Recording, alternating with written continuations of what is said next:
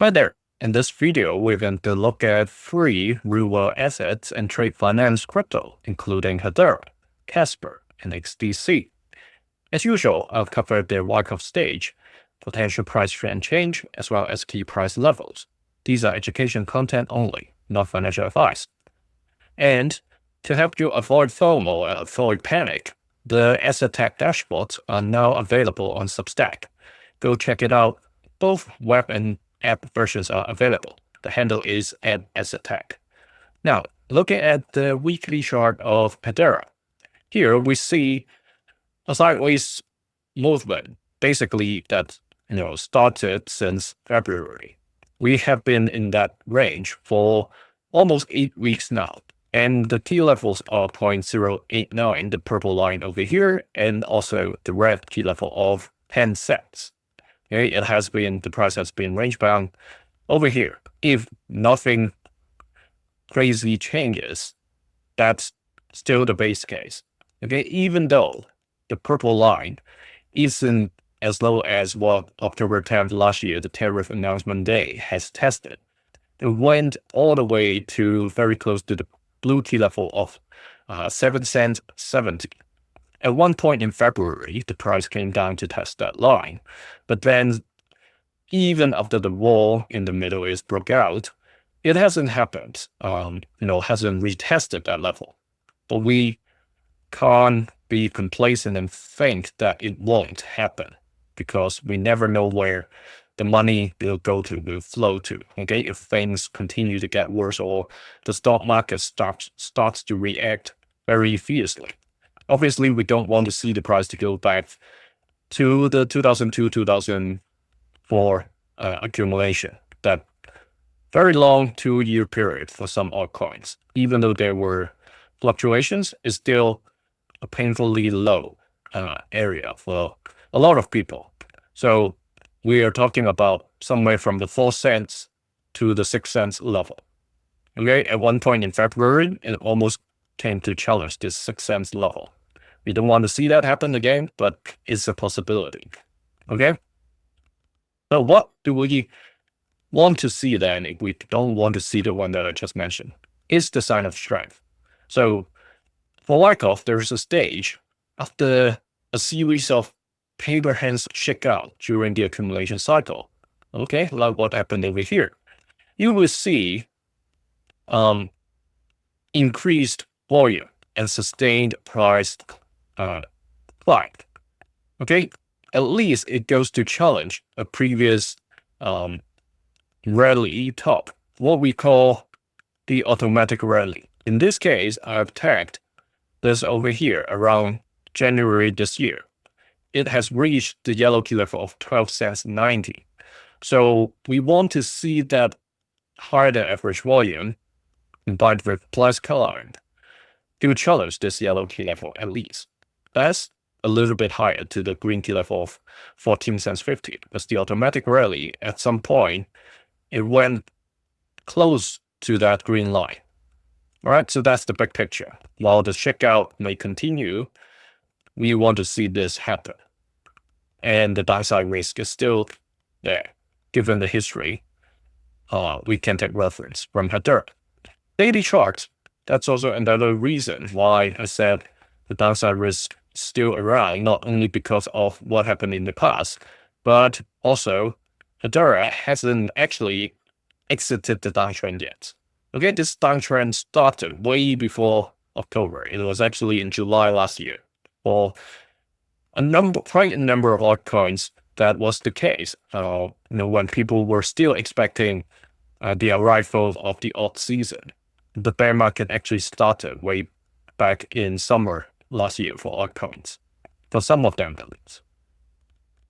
Here, this price continues to trade sideways, but the argument here is that some people would see a bear flag. A bull flag the other way around. So the trend looks like it's creating lower lows and lower highs. Some people read it as bearish, but some people will say it's a bull flag. Okay, it's trading this way, and at some point, it is going to break outside of this downtrend. Okay, so that's the argument, depending on what you see. And for me, as of this moment, over the past 2 days, it has broken below the support that has been supporting the price since mid-February. Okay, you see the 13th. Okay, all the way to until somewhere near mid of March. Then it started to test the support and broke through it. Briefly went above and then came back. Okay, we are at that spot now. And in terms of volume, it's not crazily high, but cumulative volume is sufficient to create a little bit of damage. It's creating a dent or creating a trend that's heading down. So the key support is here, the purple key level. If the bull flag or the downtrend that I mentioned is true, okay, assuming it's traveling along this trend, supposedly it is heading towards the vertical point. Whether it's going to break below the purple line, where it did back in early February, but the bull strongly pushed the price back to above the purple. So looking at what happened over here in February, that particular week and a half roughly, this should be a pretty strong short-term support, at least, So now that it comes back to re-challenge this, it's likely that it's going to rebound, but it's going to bound by the red key level of 10 cents as well as this downtrend resistance. However, when it gets closer to these three triangles, as we talked about last session, April 2nd, somewhere around April 10th or 11th, roughly, April 16th, 15th or 16th, give or take, that's going to decide the fate of the price. Okay, if it is going to continue with the downtrend when the price trades towards these dates, it is going to be rejection every single time for 3 times. So it can continue with the downtrend, even if it goes outside of the bigger uptrend. Bigger downtrend. So this bigger box over here. Okay, initially it's supposed to be good news. Okay, however, if it's still continue to head towards this blue line over here, re-challenging the February low, then you can say is a slight negative within the big positive. Why I'm saying this? Because it is going through a milder rate of decline over here compared to this downtrend. You see the slope, how different it is, right? So if it exits the downtrend, big downtrend, just to continue with the more gradual downtrend, it's not as positive that it's trading sideways or even upwards, but still, it has confirmed that it is finishing the downtrend that lasted for over half a year. And even if it comes down, it can find support and trade sideways between the blue line and this yellow dash line. So it's still slightly better than staying within the bigger downtrend. Okay? So that's how I interpret the scenario. Not that it absolutely has to happen that way, but if it does, that's how I perceive it. Okay? If it really comes down, okay, for whatever reason, because people misassess the duration of the Middle East war, and now they're panicking and they are going to cash out everything they have, and the price drops further just to stay above the blue line. Forget about this box for the short while. Here, this triangle here points to the end of April. So if that happens, that the price comes down to just stay above here, the downtrend, the support. So either one of the conditions, okay? by end of April. Either it breaks outside of the downtrend, the big downtrend, or it drops even further, like I said in the beginning. That is a possibility, if not a certainty, okay? So as long as it stays within this downtrend, that possibility gets higher. Next, Casper. So for Casper, it has been within this long downtrend. Again, it started earlier than a lot of altcoins. It started in mid-May and continue with this trend.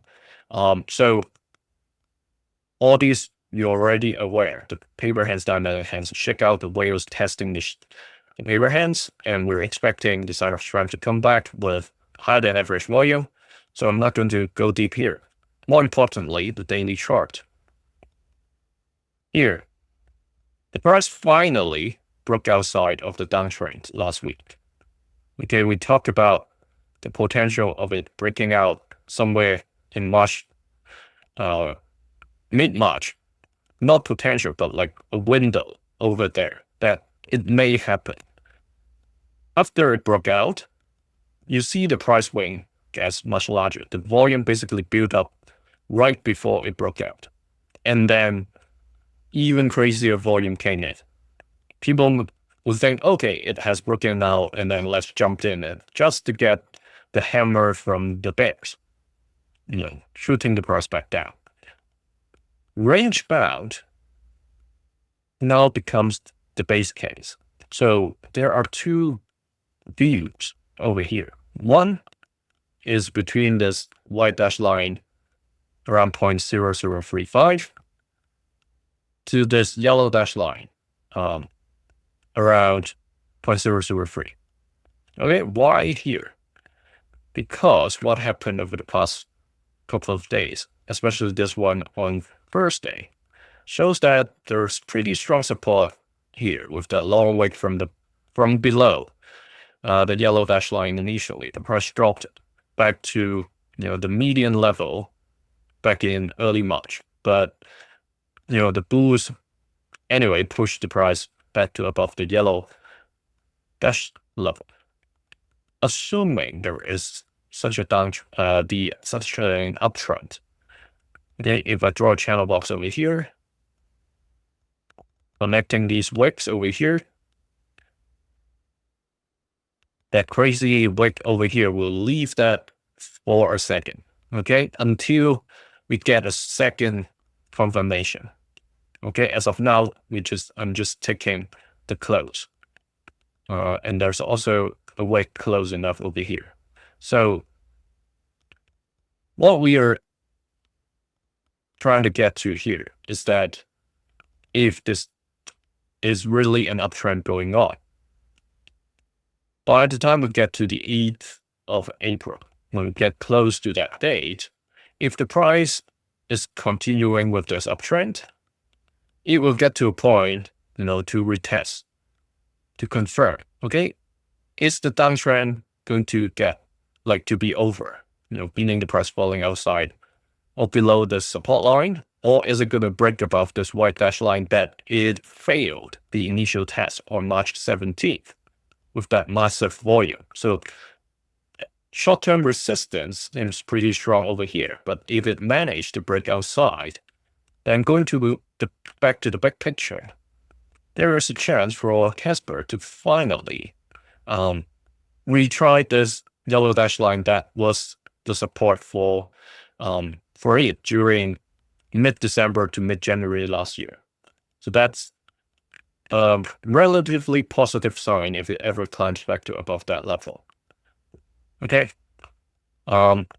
because that's getting close to the panic over stage, the red key level of 0.0063, and on course back to the major accumulation cycle range. All right, so that's the importance of it being able to climb back to close to the red key level. Better to close above it. All right, let me set this. So now we move to XDC. The big picture shows us it's near or probably at around the panic over stage.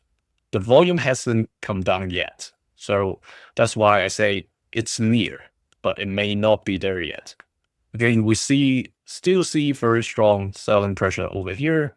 There was supposed to be equal strength just 5-6 weeks back. So that's why I say, okay, seeing these kinds of things, the bulls and bears are fighting around a very narrow price range from like 3 cents 10 to roughly 3 cents 6. That means somewhere down the line, we would probably see the price to come to the automatic red.